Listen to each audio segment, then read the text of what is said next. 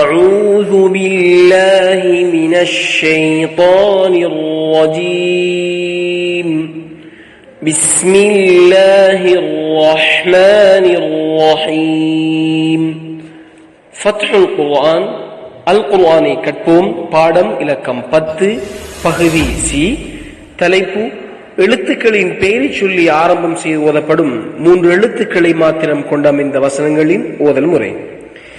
இங்கே 3 எழுத்துக்களை மாத்திரம் கொண்ட இந்த வசனங்களின் ஓதல் முறை அல் குர்ஆனிலே 3 வகையான அமைப்புகளிலே இடம்பெற்று வருகிறது. நாங்கள் ஒவ்வொன்றாக பார்ப்போம். ஆரம்பமாக முதலாவது அமைப்பு தான் அலிஃப் லாம் மீம் எனப்படுகிற வசனம். இந்த அலிஃப் லாம் மீமிலே உள்ள ஒவ்வொரு எழுத்தினதும் தனித்தனியான அவ்வெழுத்துக்களின் ஓதல் முறையை பற்றி நாங்கள் கடந்த பாடங்களிலே பார்த்திருக்கிறோம். அலிஃப் என்பதை நாங்கள் நீட்டாமல் அதனுடைய பெயரை மாத்திரம் சொல்லி, அதாவது அலிஃப் அப்படி என்று நாங்கள் உச்சரிப்போம். லாம் என்பதை நாங்கள் ஆ என்கிற துணியிலே 6 ஹரக்கத்துகிற அளவு நீட்டி நாங்கள் உச்சரித்து ஓதுவதுதான் லாமுடைய உச்சரிப்பாக இருக்கிறது. ல அப்படியாக ஓதுவோம். அதே போல் மீம் என்பதை நாங்கள் ஈ என்கிற துணியிலே 6 ஹரக்கத்துகிற அளவு நாங்கள் நீட்டி ஓதுவதுதான் இந்த மீமினுடைய உச்சரிப்பாக இருக்கிறது. மீம் அப்படி ஓதுவோம்.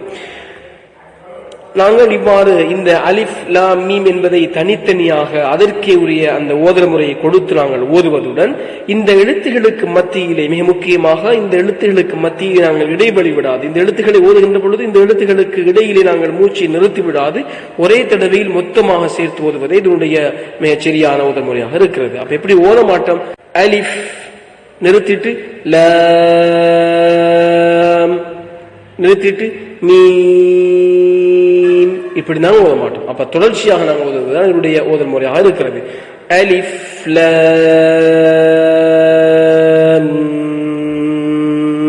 மீம். இங்கே நாங்கள் அலிஃப் என்று ஓதிட்டு லாம் அப்படின்னு சொல்லி நாங்கள் 6 ஹரக்கத்துற அளவு அந்த லாமை நீட்டியதன் பின்னால் அந்த லாமினுடைய இறுதி எழுத்தாக இருக்கிற இறுதி உச்சரிப்பாக இருக்கிற என்கிற அந்த மொழித்தலிலே என்கிற அந்த மொழித்தலின் மீது நாங்கள் சற்று கூடுதல் நேரம் கொடுத்து சற்று நன்றாக அழுத்தி அப்படின்னு சொல்லி ஓதித்தான். அப்படி என்று ஓதியின் பின்னால் அதனை அடுத்து இருக்கிற மீம் என்கிற எழுத்தை 6 ஹரக்கத்துற அளவு நீட்டி ஓதுவதுதான் என்னுடைய ஓதல் முறையாக இருக்கிறது. அலிஃப் லாம்.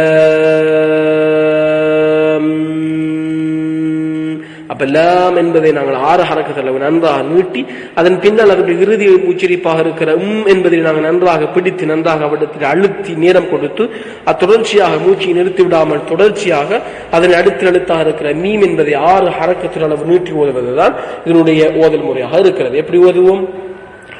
அலிஃப் லாம் மீம் அப்படின்னு ஓதுவோம். இந்த அதே போல் நாங்கள் கடந்த பாடங்களிலே கூறியதற்கிணங்க இந்த நீட்டுகின்ற பொழுது நாங்கள் நடுக்கம் ஏற்படுவதை தவிர்த்துக் கொள்ள வேண்டும். லாம் மீம் இப்படியான நடுக்கம் அதனை நாங்கள் தவிர்த்துக் கொள்வது முக்கியமான ஒன்றாக இருக்கிறது. இந்த அலிஃப் லாம் என்பதை பார்த்தால் அல் குர்ஆனிலே 6 சூறாக்களுடைய ஆரம்பங்களிலே இது இடம்பெற்று வருகிறது. 2வது அத்தியாயமாக இருக்கிற சூரத்துல் பக்ரா, 3வது அத்தியாயம் சூரத்துல் ஆல் இம்ரான், 29வது அத்தியாயம் சூரத்துல் அன்கபூத், 30வது அத்தியாயம் சூரத்து ரூம், 31வது அத்தியாயம் சூரத்து லுக்மா, 32வது அத்தியாயம் சூரத்து சஜிதா போன்ற 6 இடங்களுடைய 6 சூறாக்களுடைய ஆரம்பங்களிலே இந்த அலிஃப் லாம் மீம் எனப்படுகிற எழுத்து சார்ந்த வசனம் இடம்பெற்று வருகிறது. சரி, நாங்கள் 3 எழுத்துக்களை கொண்ட இந்த வசனங்களின் 2வது அமைப்பை பார்ப்போம். இதிலே அலிஃப் லாம் ரா எனப்படுகிற வசனம் இருக்கிறது. இங்கே நாங்கள் அலிஃப் என்பதை உச்சரித்து மூச்சை விட்டுவிடாது, அலிஃப் என்று நாங்கள் உச்சரித்ததன் பின்னால் மூச்சை விட்டுவிடாமல் லாம் என்பதை ஆ என்கிற துணையிலே 6 ஹரக்கத்துகள் அளவு நீட்டி மீண்டும் அந்த இடத்திலே மூச்சையை விடாது நிறுத்தாமல் தொடர்ச்சியாக அதனை அடுத்தெழுத்தாக இருக்கிற ரா என்பதை ஆ என்கிற துணியிலே 2 ஹரக்கத்துகள் அளவு நீட்டி ஓதுவது இந்த அலிஃப் லாம் ரா எனப்படுகிற வசனத்தினுடைய ஓதல் முறையாக இருக்கிறது. கவனித்துக் கொள்ளுங்கள்.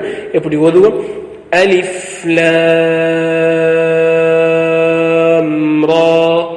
அப்ப இந்த 3 எழுத்துக்களுக்கு மத்தியில் நாங்கள் மூச்சையை நிறுத்தி விடாமல் ஓத வேண்டும். எப்படி ஓத மாட்டோம்? அலிஃப் லாம் ரா இப்படி இந்த எழுத்துகளுக்கு மத்தியில் நிறுத்தி ஓதுவது அது பிழையான உச்சரிப்பாக இருக்கிறது.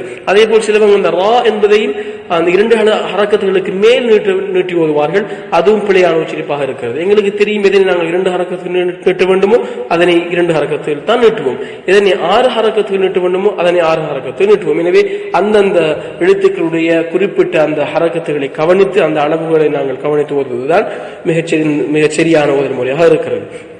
எப்படி ஓதுவோம்? அலிஃப் லாம் ரா அப்படி ஓதுவோம். இந்த அலிஃப் லாம் ரா என்பது அல் குர்ஆனிலே 5 சூறாக்களுடைய ஆரம்பங்களில் இடம்பெற்று வருகிறது. 10வது அத்தியாயமாக இருக்கிற சூரத்து யூனுஸ், 11வது அத்தியாயமாக இருக்கிற சூரத்துல் ஹூத், 12வது அத்தியாயமாக இருக்கிற சூரத்து யூசுப், 14வது அத்தியாயம் சூரத்து இப்ராஹிம், 15வது அத்தியாயமாக இருக்கிற சூரத்துல் ஹஜ்ர் ஆகிய 5 இடங்களில் 5 சூறாக்களுடைய ஆரம்பங்களிலே இந்த அலிஃப் லாம் ரா எனப்படுகிற எழுத்து சார்ந்த வசனம் இடம்பெற்று வருகிறது. சரி, நாங்கள் இறுதியாக இந்த 3 எழுத்துக்களை கொண்ட அமைந்த வசனங்களில் 3வது அந்த அமைப்பை பார்ப்போம். இதிலே பாசி மீம் எனப்படுகிற வசனம் இருக்கிறது.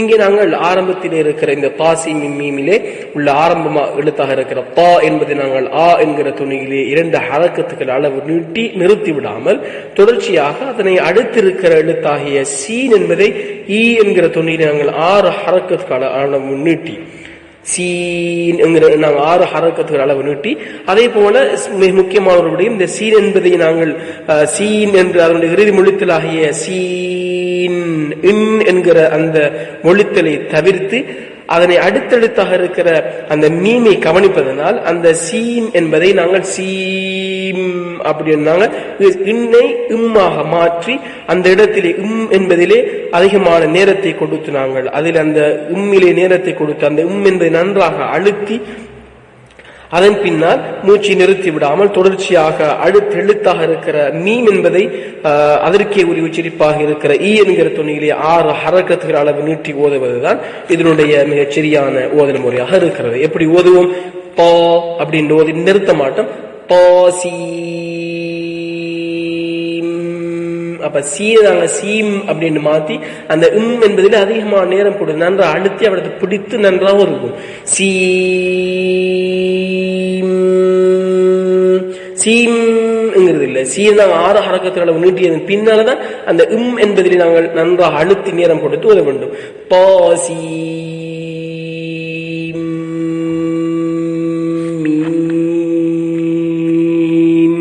அப்படி ஓதுவோம். எனவே நாங்கள் இந்த எழுத்துகளுக்கு மத்தியிலே இடைவெளி விடக்கூடாது. பா சீ மீம் இப்படியாக ஓதுவது பிழையான உச்சரிப்பாக இருக்கிறது. அப்ப எப்படி ஓதுவோம்? பா சீ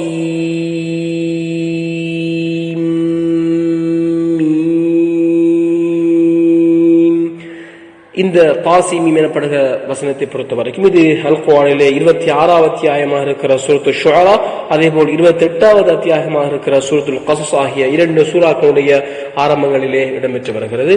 இன்ஷா அல்லாஹ் அடுத்த பாடத்திலே சந்திப்போம். அஸ்ஸலாமு அலைக்கும் வரஹ்மத்துல்லாஹி தஆலா வபரகாத்துஹு.